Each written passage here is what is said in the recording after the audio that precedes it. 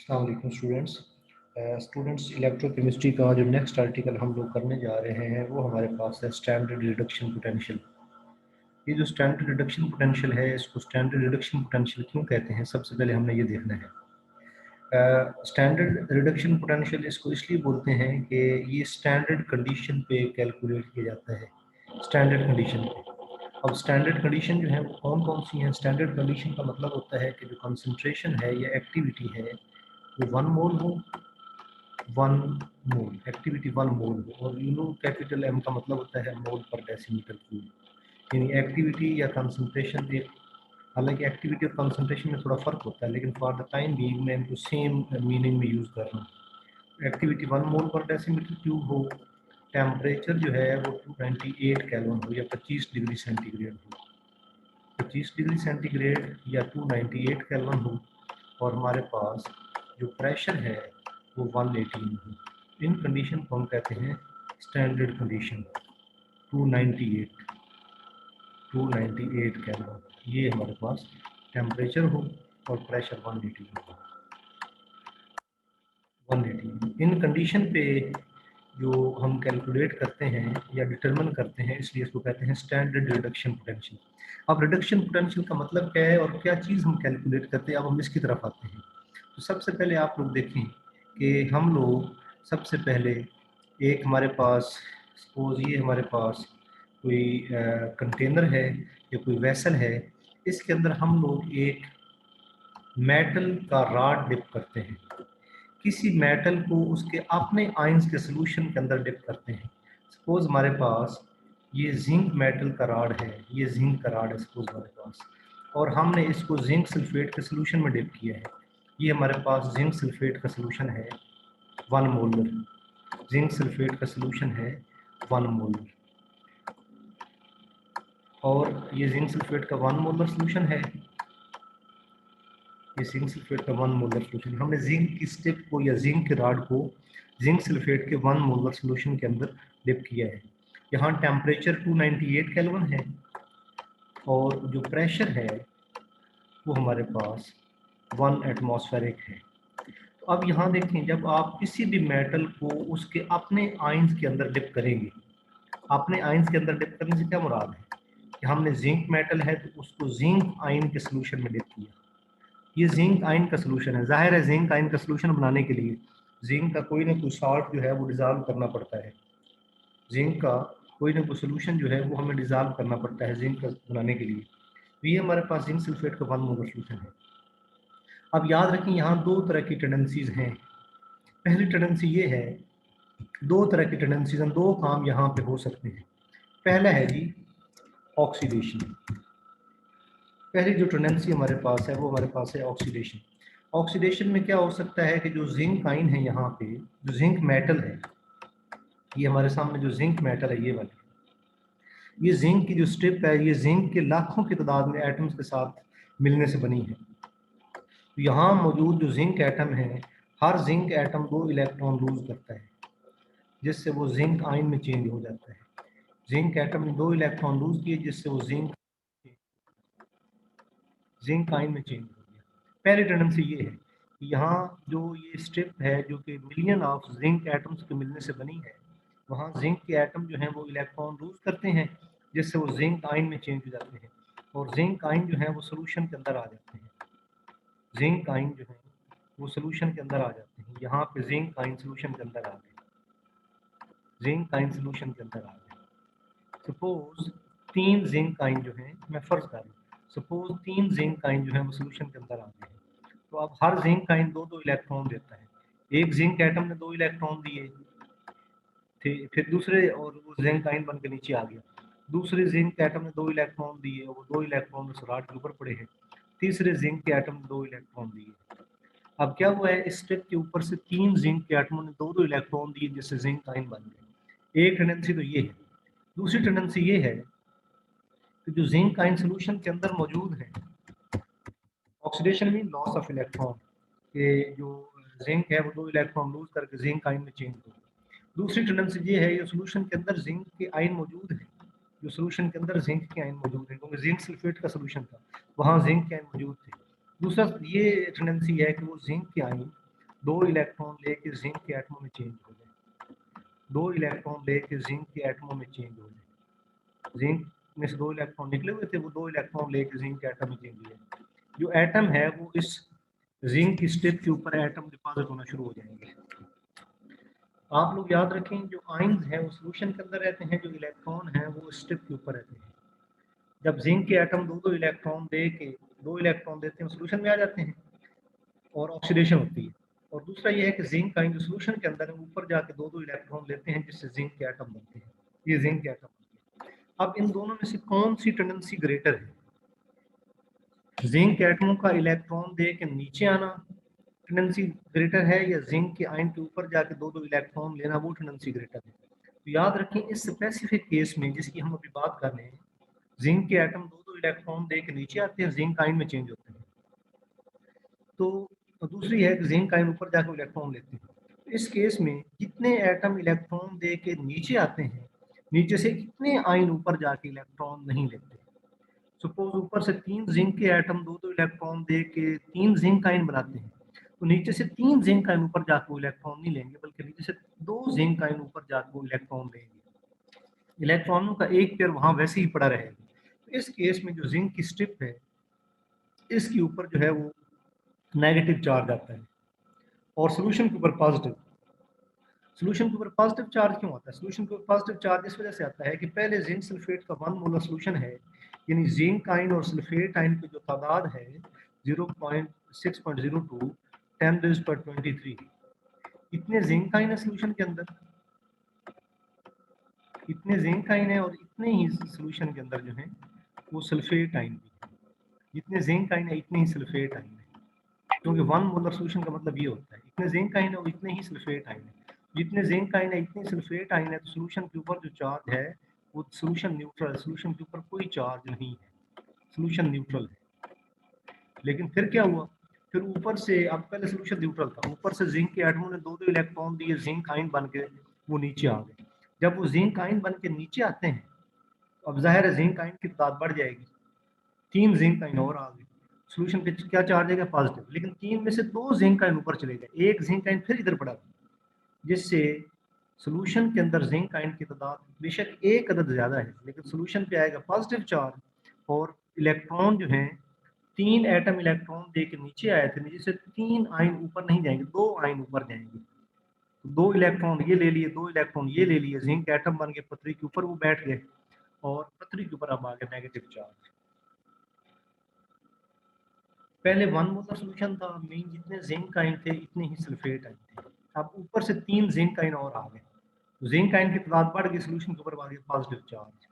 अब सोल्यूशन पे overall charge क्या आएगा? ये डिपेंड करता है कि नीचे से कितने जिंक आयन ऊपर जाके इलेक्ट्रॉन लेते हैं। क्या जितने एटम इलेक्ट्रॉन दे के नीचे आए हैं इतने ही आयन ऊपर जाके इलेक्ट्रॉन लेंगे? तो जवाब है नहीं। अगर ऊपर से 3 जिंक एटम इलेक्ट्रॉन दे के नीचे आते हैं, नीचे से 2 जिंक आयन ऊपर जाएंगे, एक जिंक आयन एक्स्ट्रा होगा, जिसकी वजह से सोल्यूशन पे चार्ज आएगा पॉजिटिव, क्योंकि ये तो पहले बराबर थे, लेकिन अब जिंक आयन बढ़ गए, एक अदद बढ़ गया, सोल्यूशन पे आएगा पॉजिटिव चार्ज, जिंक की स्टेप पे आएगा नेगेटिव चार्ज। अब जिंक की स्टेप पे नेगेटिव चार्ज है, सोल्यूशन पे पॉजिटिव चार्ज है। अगर हम जिंक की स्टेप को और सोल्यूशन को किसी तार की मदद से जोड़ दें, सोल्यूशन को, सपोज हम एक तार लगा देते हैं, जिंक की पतरी और सोल्यूशन के दरमियान हम एक तार लगा देते हैं, तो जाहिर है एक करंट फ्लो करने की एक ताकत बन जाएगी, वो इलेक्ट्रॉन इस तार में फ्लो करके सोल्यूशन के अंदर आ सकते हैं। यानी आप लोगों को समझाने के लिए, जिसका मतलब एक पोटेंशियल डेवलप हो गया है, इलेक्ट्रॉनों के फ्लो करने का एक पोटेंशियल डेवलप हो गया है। जिंक की पतरी पे नेगेटिव चार्ज है, सोल्यूशन पे पॉजिटिव चार्ज है। हम इस नेगेटिव और पॉजिटिव चार्ज में जो फर्क है ना, चार्जेस में नेगेटिव और पॉजिटिव, इसको इस्तेमाल में ला सकते हैं अगर हम इन इलेक्ट्रॉनों को एक्सटर्नल सर्किट के अंदर फ्लो करवा दें। लेकिन यहाँ मैं आप लोगों को बता रहा हूँ, सपोज एक तार के जरिए हम जिंक की पतरी और सोल्यूशन को जोड़ देते हैं, वो इलेक्ट्रॉन फ्लो करना शुरू कर देंगे तार के अंदर, जिससे अगर यहाँ पे तार में यहाँ पे बल्ब लगा है वो जलना शुरू कर देगा। एक पोटेंशियल डेवलप होगी, एक पावर डेवलप होगी करंट को फ्लो करने की। तो इसको कहते हैं, इसको ये जो पावर डेवलप इसको बोलते हैं पोटेंशियल। तो किसी भी मेटल के आयन को, उसके किसी भी मेटल के एटम को या स्टिप को उसके अपने आयंस के अंदर डिप किया जाए, तो जो पोटेंशियल डेवलप होता है that is called standard reduction potential. Standard reduction potential फिर क्या हो गया, potential developed when a metallic strip is dipped in 1 molar solution of its own ions, 1 molar solution of its own ion। किसी भी metal की strip को उसके अपने आयंस के 1 मोलर सॉल्यूशन के अंदर डिप करें at standard condition. Standard condition का मतलब है कंसंट्रेशन 1 मोलर हो, टेम्परेचर 298 केल्विन हो और प्रेशर 180 हो। इन कंडीशन पे जो पोटेंशियल डेवलप होता है that is called standard reduction potential. उसको स्टैंडर्ड पोटेंशियल कहते हैं। रिडक्शन पोटेंशियल बाद में हम देखते हैं क्या होता है, लेकिन उसको रिडक्शन पोटेंशियल ही समझे। Potential developed when a metallic strip is dipped in 1 molar solution of its own ions at standard condition। तो इसको हम कहते हैं स्टैंडर्ड रिडक्शन पोटेंशियल। तो अब एक बात ध्यान में रखें, अब हम कहानी कहाँ पे छोड़ रहे हैं, कहानी हम छोड़ रहे हैं कि जिंक की स्ट्रिप के ऊपर नेगेटिव चार्ज है जबकि सोल्यूशन पे पॉजिटिव चार्ज है। अगर किसी तार के जरिए इसको हम जोड़ दें, इस स्ट्रिप को इस सोल्यूशन के साथ जोड़ दें किसी तार के जरिए, तो वो इलेक्ट्रॉन स्ट्रिप से सोल्यूशन की तरफ फ्लो करके आ सकती है। और अगर उस तार के दरमियान में हम कोई बल्ब लगा दें, कोई पंखा लगा दें, वो चल सकता है। अब क्वेश्चन ये है, क्या हमें क्या क्या पता कि ये इलेक्ट्रॉन के फ्लो करने की ये पावर कितनी ज़्यादा है, ये पोटेंशियल, ये ताकत कितनी ज़्यादा है।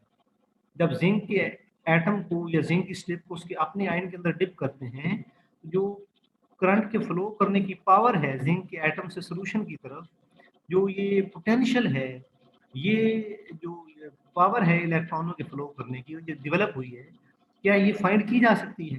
तो हमारा नेक्स्ट आर्टिकल यही है कि हम लोग ये फाइंड कर सकते हैं। तो जब भी किसी मेटल को उसके अपने आयंस के अंदर डिप करते हैं तो याद रखें मेटल पे एक तरह का चार्ज आता है, सोल्यूशन पे उससे अपोजिट तरह का चार्ज आता है। अगर मेटल पे नेगेटिव चार्ज हो तो सोल्यूशन में पॉजिटिव चार्ज होता है, और अगर मेटल पे नेगेटिव चार्ज हो तो सोल्यूशन में पॉजिटिव, मेटल की स्ट्रिप पे पॉजिटिव चार्ज हो तो सोल्यूशन पे नेगेटिव चार्ज होता है। एक पोटेंशियल डेवलप होता है आयंस और उस स्ट्रिप के दरमियान, तो जिससे करंट फ्लो कर सकता है, तो उसको हम कहते हैं स्टैंडर्ड रिडक्शन पोटेंशियल। उस पोटेंशियल की वैल्यू क्या हम मालूम कर सकते हैं, ये हमारा नेक्स्ट आर्टिकल ये है। अब हम देखना चाहते हैं जिंक स्ट्रिप के ऊपर जो इलेक्ट्रॉन पड़े हैं, वो इलेक्ट्रॉन जब फ्लो करके सोल्यूशन की तरफ आते हैं तो वो कितनी पोटेंशियल के साथ वो इलेक्ट्रॉन फ्लो कर सकते हैं। पहली बात तो ये है प्रैक्टिकली ये पॉसिबल नहीं है कि इनको तार के जरिए जोड़ा जाए, इसको स्टेप को और सोल्यूशन को। तो बेहतर ये है कि इन इलेक्ट्रॉनों को जरा बाहर सर्किट में लेके आया जाए, कोई बाहर तार के जरिए जोड़ा जाए और इनकी पावर मालूम की जाए। हमारा नेक्स्ट आर्टिकल यही है कि how can we determine reduction potential of electrode. ये मैं इसको रब करने लगा हूँ, ये सारी कंडीशन हम लोग देख चुके हैं।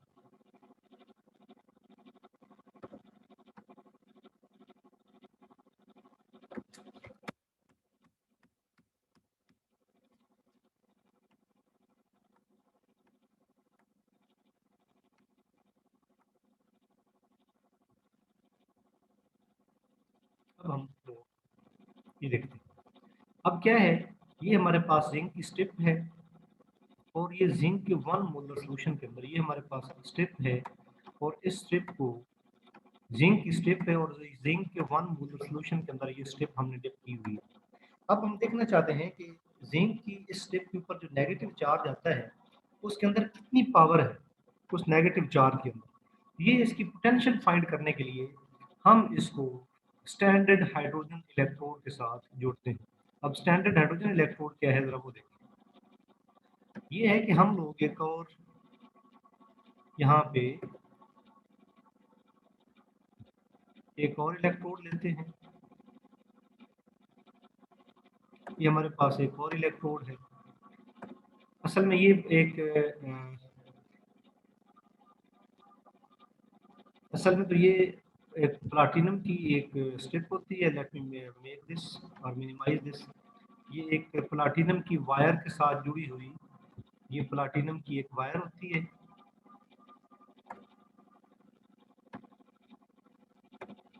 ये हमारे पास एक प्लाटिनम वायर होती है,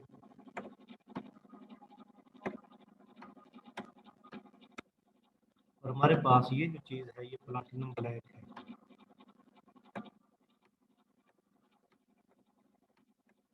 प्लाटिनम की एक स्ट्रिप जो है, ये हमारे पास एक प्लाटिनम स्ट्रिप है। अब देखिए, असल में जो मैं ये बना रहा हूँ, ये हमारे पास स्टैंडर्ड हाइड्रोजन इलेक्ट्रोड है। स्टैंडर्ड हाइड्रोजन इलेक्ट्रोड, हमारे पास स्टैंडर्ड हाइड्रोजन इलेक्ट्रोड है। स्टैंडर्ड हाइड्रोजन, अब ज़ाहिर है इलेक्ट्रोड किसको बोलते हैं? मेटल की स्ट्रिप को। अब हाइड्रोजन तो गैस है, गैस की तो स्ट्रिप नहीं बनाई जा सकती। फिर उसका तरीका ये है कि आप यहाँ पे प्लाटिनम की वायर लेके उसको प्लाटिनम की एक स्ट्रिप के साथ जोड़ें और उसके ऊपर हाइड्रोजन गैस जो है वो आप लोग बबल कर दें। हाइड्रोजन गैस जो है, आप हाइड्रोजन गैस उस स्ट्रिप के ऊपर बबल कर दें।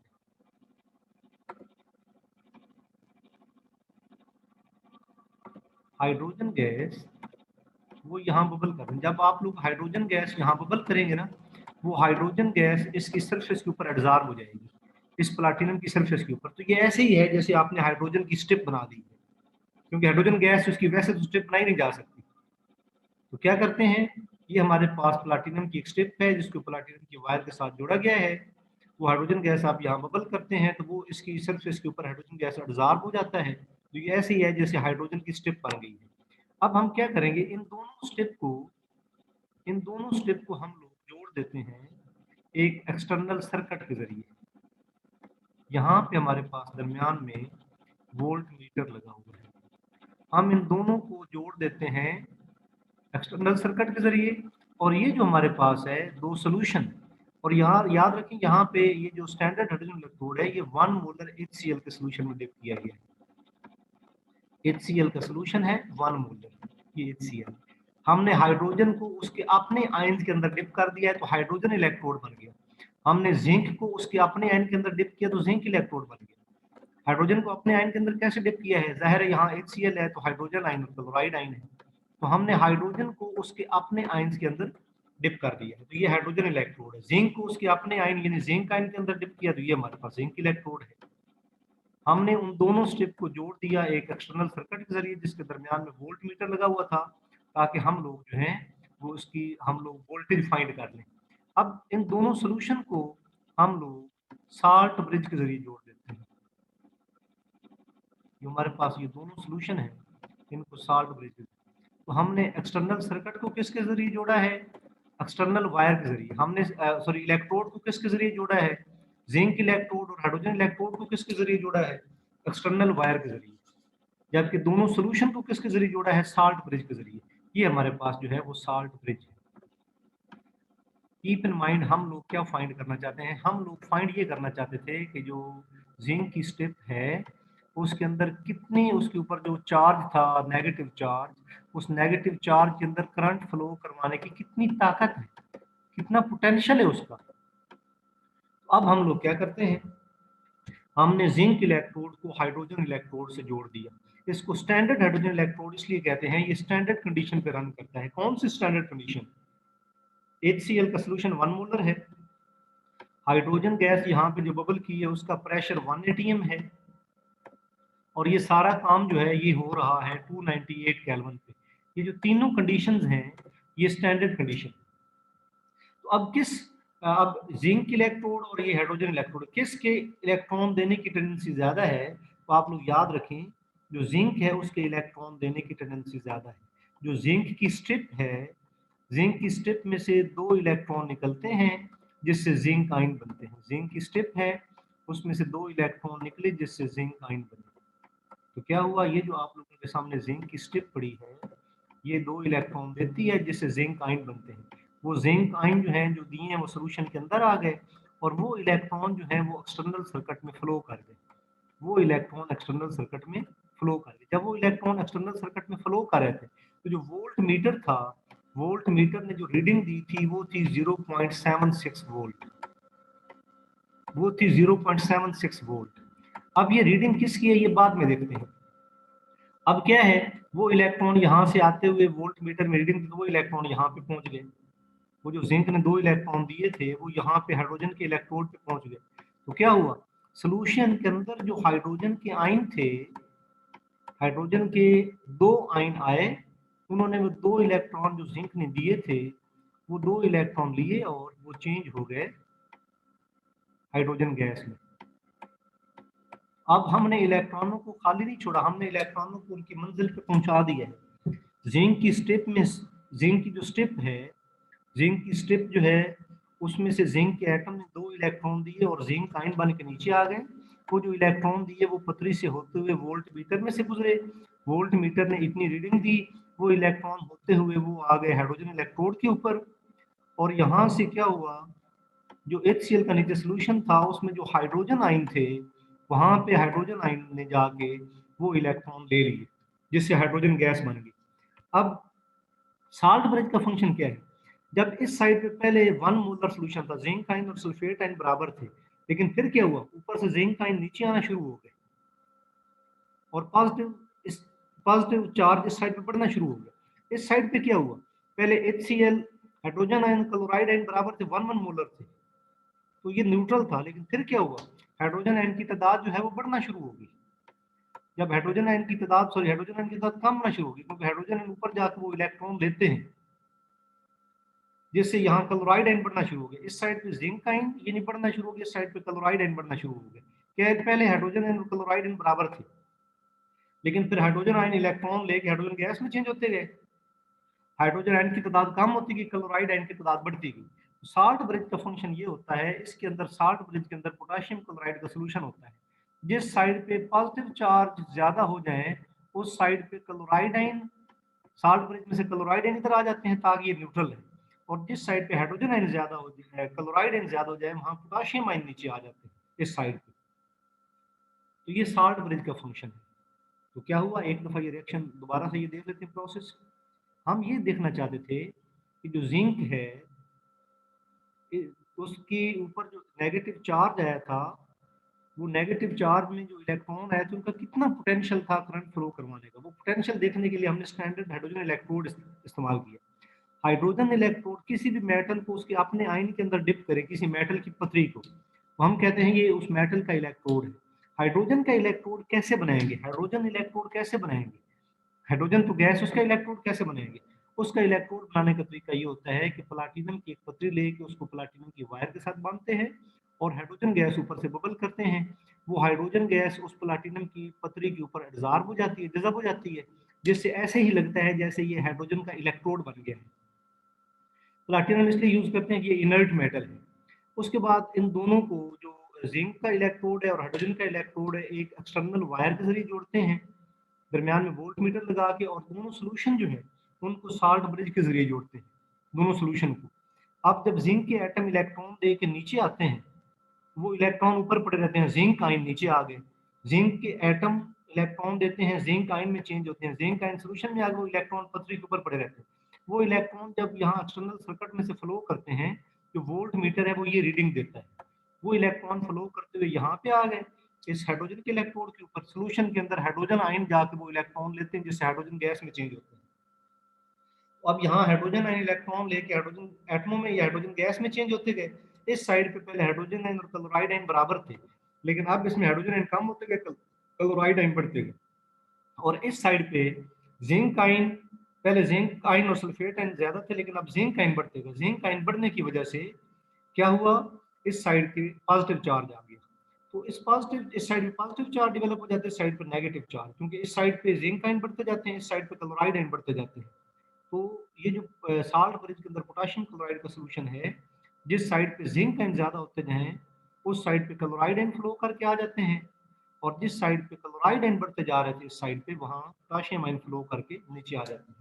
अब एक बड़ा इंपॉर्टेंट पॉइंट है, ये जो वैल्यू आई है, क्या ये वैल्यू जिंक की है या ये वैल्यू हाइड्रोजन की है। तो कीप इन माइंड ये वैल्यू जो है वो जिंक की है, क्योंकि हाइड्रोजन जो है उसका पोटेंशियल जीरो होता है।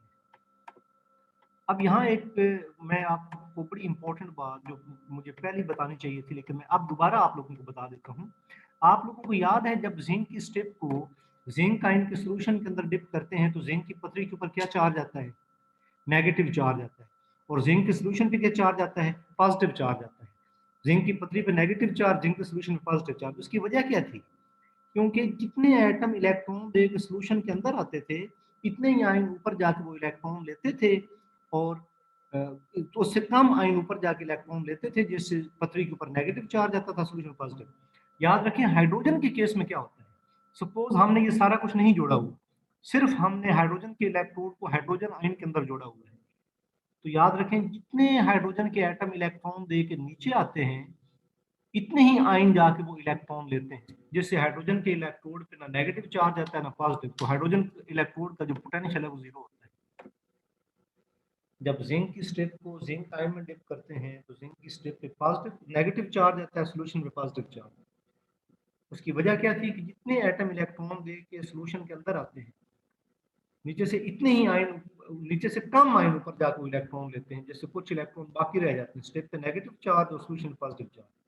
जबकि हाइड्रोजन के केस में ये होता है कि जब हाइड्रोजन के इलेक्ट्रोड को उसके अपने आयन के अंदर डिप करते हैं, जितने एटम इलेक्ट्रॉन दे के नीचे आते हैं, इतने ही आयन नीचे से जाके इलेक्ट्रॉन ले लेते हैं, जिससे पथरी पे कोई चार्ज नहीं होता और कोई पोटेंशियल डेवलप नहीं होता। अब ये जो रीडिंग आई थी 0.76 वोल्ट, ये किसकी रीडिंग थी? ये जिंक की रीडिंग थी या हाइड्रोजन आयन की रीडिंग थी? याद रखें ये जिंक की रीडिंग थी, क्योंकि हाइड्रोजन जो है इलेक्ट्रोड उसका पोटेंशियल तो जीरो होता है। तो ये जो वैल्यू आई है, ये किसकी वैल्यू आई है? जिंक की वैल्यू आई है। और जिंक पे हुआ क्या है? जिंक पे हुआ है ऑक्सीडेशन, हम कहते हैं ई नॉट ऑक्सीडेशन, 0.76 वोल्ट। ये जिंक की है, याद रखें। ये जो नॉट का निशान है ये स्टैंडर्ड कंडीशन के लिए, जब भी एक्टिविटी या कंसंट्रेशन 1 मोलर और टेम्परेचर 298 केल्विन और प्रेशर 180 है, तो हम ये नॉट का निशान इस्तेमाल करते हैं। ये ओ ऑक्स मीन ऑक्सीडेशन, क्योंकि जो स्टैंडर्ड हाइड्रोजन इलेक्ट्रोड के साथ जुड़ा है उसकी चूंकि ऑक्सीडेशन हो रही है, तो ये जो वैल्यू है ये ऑक्सीडेशन पोटेंशियल ऑफ जिंक है, ई नॉट ऑक्सीडेशन। तो इसका मतलब है जो जिंक की पतरी के ऊपर नेगेटिव चार्ज आया था, वो जब यहाँ फ्लो किया था इस सर्किट के अंदर, उसके अंदर कितनी टेंडेंसी थी? 0.76 वोल्ट करंट को फ्लो करवाने की। तो किसी भी मेटल को उसके अपने आयन के अंदर डिप करते हैं तो मेटल की स्टेप पे एक तरह का चार्ज आता है, सोल्यूशन पे दूसरी तरह का चार्ज, अपोजिट चार्ज आता है। तो उनके अंदर एक पोटेंशियल डेवलप हो जाता है पतरी के दरमियान और सोल्यूशन के दरमियान। वो जो पोटेंशियल डेवलप होता है वो किसी काम में लाया जा सकता है और पोटेंशियल की वैल्यू फाइंड की जा सकती है कि पोटेंशियल कितना डेवलप हुआ है। वो जो पोटेंशियल की वैल्यू होती है वो फाइंड करने के लिए हम लोग हाइड्रोजन का इलेक्ट्रोड इस्तेमाल करते हैं स्टैंडर्ड कंडीशन के ऊपर, जिसको स्टैंडर्ड हाइड्रोजन इलेक्ट्रोड या शी भी बोलते हैं, वो इस्तेमाल करते हैं। और फिर देखते हैं कि जिसको हमने शी के साथ जोड़ा है उसकी ऑक्सीडेशन हो रही है, रिडक्शन हो रही है। अब यहाँ पे जिंक को जोड़ा था, जिंक की ऑक्सीडेशन हो रही थी, जो भी वैल्यू आएगी ना वो आएगी स्टैंडर्ड हाइड्रोजन इलेक्ट्रोड की। अब यहाँ पे 0.76 वोल्ट आई। तो एक तो ये। अब एक एग्जांपल हमने और करनी है, वो मैं आप लोगों को भी बताता हूँ। सपोज जहाँ पे हमारे पास ये जिंक हमने डिप किया है, अगर वहां पे हम लोग कॉपर जो है वो ले तो फिर क्या होगा? यहाँ पे अगर हम लोग कॉपर ले तो फिर क्या होगा, वो मैं आप लोगों को बताता हूँ। अब आप लोग फर्ज करें कि हमारे पास ये जो स्ट्रिप है ये कॉपर की है, ये स्ट्रिप हमारे पास कॉपर की है और हमने उस कॉपर की स्ट्रिप को कॉपर सल्फेट के सॉल्यूशन के अंदर डिप किया है, और फिर कॉपर की स्ट्रिप को कॉपर सल्फेट के सॉल्यूशन के अंदर डिप किया है, जिससे कॉपर की, और फिर उसको हमने जोड़ दिया है स्टैंडर्ड हाइड्रोजन इलेक्ट्रोड के अंदर। अब यहाँ भी दो तरह की टेंडेंसीज थी। एक टेंडेंसी ये थी कि कॉपर के एटम जो हैं वो इलेक्ट्रॉन दे के नीचे आ जाते हैं, जिससे सोल्यूशन पे चार्ज आ जाता है, कॉपर आयन नीचे आ गए, इलेक्ट्रॉन ऊपर पड़े हैं।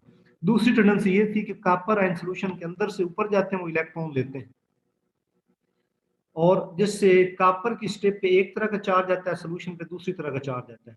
अभी हम इस बहस में नहीं पढ़ते कि क्या चार्ज आता है, लेकिन ये मैंने बताया है किसी भी मेटल को उसके अपने आयन के अंदर डिप करें तो मेटल की स्टेप पे एक तरह का चार्ज आता है, सोल्यूशन पे दूसरी तरह का चार्ज आता है। अब हम लोग ये फाइंड करना चाहते हैं कि कितनी टेंडेंसी है इस कॉपर के इलेक्ट्रोड की, इसके अंदर कितना पोटेंशियल डेवलप हुआ है सोल्यूशन और कॉपर के इलेक्ट्रोड के दरमियान। तो जाहिर है हम उसको स्टैंडर्ड हाइड्रोजन इलेक्ट्रोड से जोड़ते हैं। तो याद रखें इस केस में पहले जिंक की स्ट्रिप को जिंक आयन के सोल्यूशन में डिप किया था तो जिंक के इलेक्ट्रॉन देने की टेंडेंसी ज्यादा थी और हाइड्रोजन इलेक्ट्रॉन लेता है। अब इस केस में जब कॉपर की स्ट्रिप को कॉपर आयन में डिप करते हैं तो याद रखें इस केस में जो हाइड्रोजन का इलेक्ट्रोड है उसकी इलेक्ट्रॉन देने की टेंडेंसी ज्यादा है। यहाँ पे जो हाइड्रोजन गैस मौजूद है वो हाइड्रोजन गैस का एक मालिक्यूल, जो हाइड्रोजन गैस हम लोग बबल कर रहे हैं, एक मालिक्यूल 2 इलेक्ट्रॉन देता है, जिससे हाइड्रोजन के 2 आयन बनते हैं। वो हाइड्रोजन के 2 आयन वो सोल्यूशन के अंदर आ गए, एक आयन ये कि वो 2 इलेक्ट्रॉन जो उसने दिए वो पर इसमें से होते हुए एक्सटर्नल सर्किट में वोल्ट मीटर में से गुजरे। जब वोल्ट मीटर में से गुजरे तो जो रीडिंग उसने दी वोल्ट मीटर ने वो थी प्लस 0.34 वोल्ट, प्लस 0.34 वोल्ट, वो ये रीडिंग थी। वो इलेक्ट्रॉन जब यहाँ से हुए वो इलेक्ट्रॉन यहाँ पे पहुंच गए, वो इलेक्ट्रॉन इधर आ गए इस पतरी के ऊपर।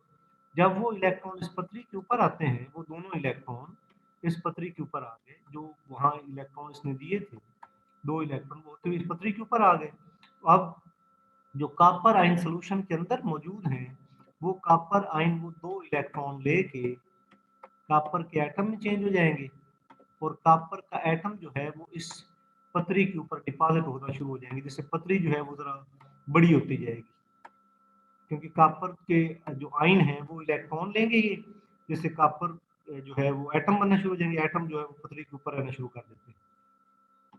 अब याद रखें ये जो वैल्यू आई है, ये वैल्यू कॉपर की है या हाइड्रोजन की है? इलेक्ट्रॉन तो हाइड्रोजन ने दिए थे, लेकिन कीप इन माइंड हाइड्रोजन की तो पोटेंशियल 0 है, तो ये जो इलेक्ट्रॉन, ये जो वैल्यू है 0.34 वोल्ट, ये कॉपर की है। आप कहेंगे कॉपर की कैसे हो सकती है?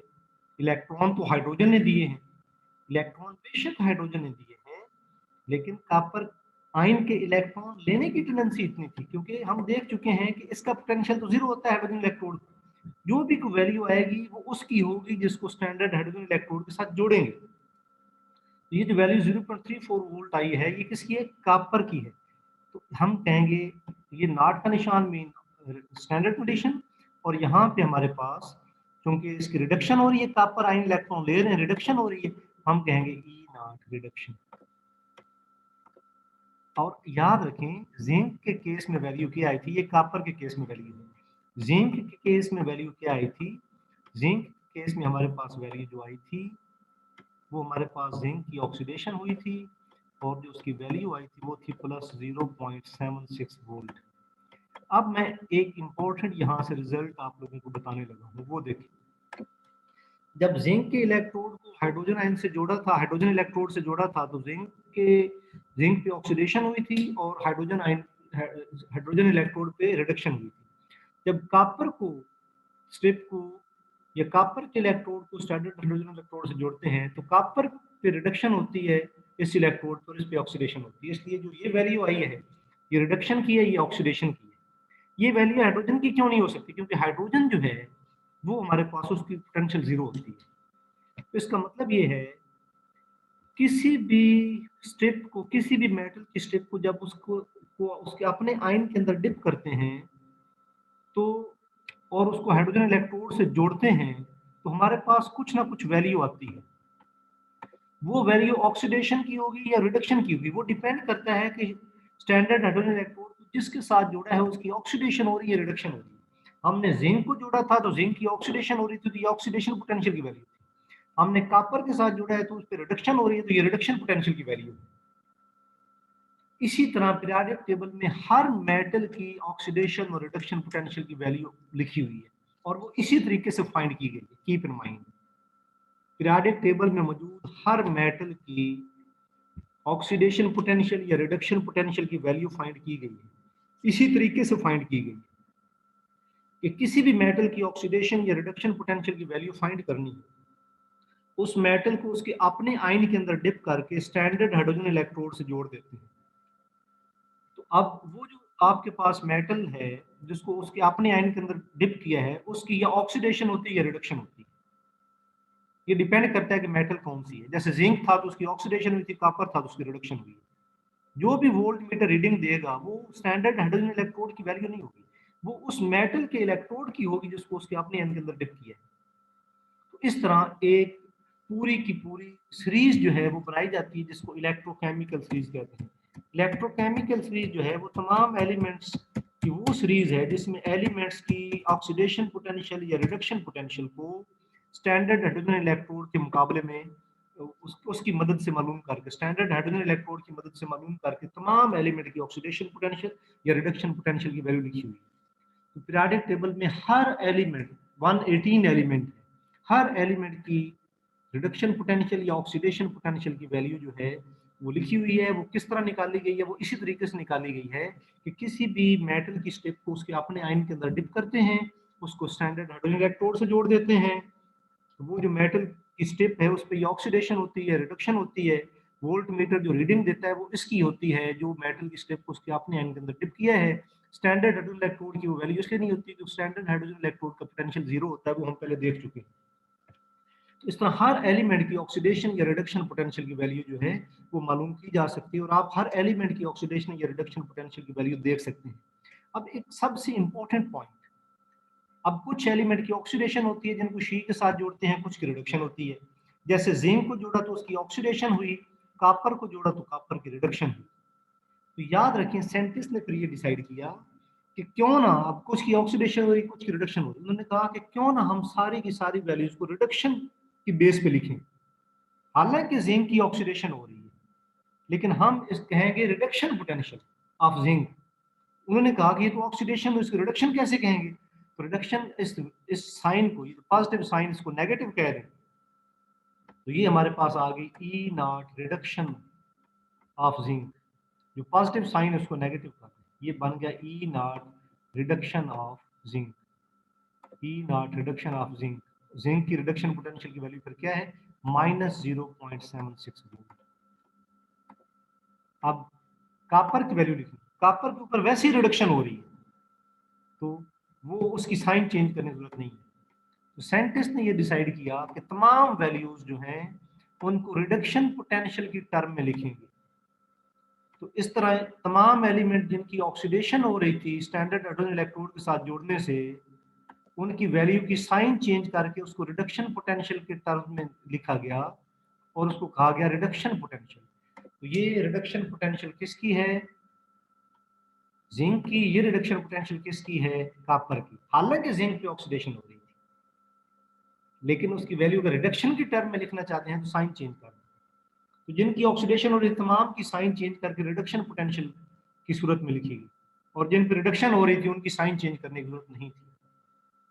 अब लिखने का तरीका क्या होता है? चूंकि तमाम की तमाम वैल्यूज रिडक्शन पोटेंशियल की टर्म में होती हैं, और रिडक्शन कौन सा फिनोमिनन है? रिडक्शन वो फिनोमिनन है जिसमें कोई आयन इलेक्ट्रॉन गेन करता है।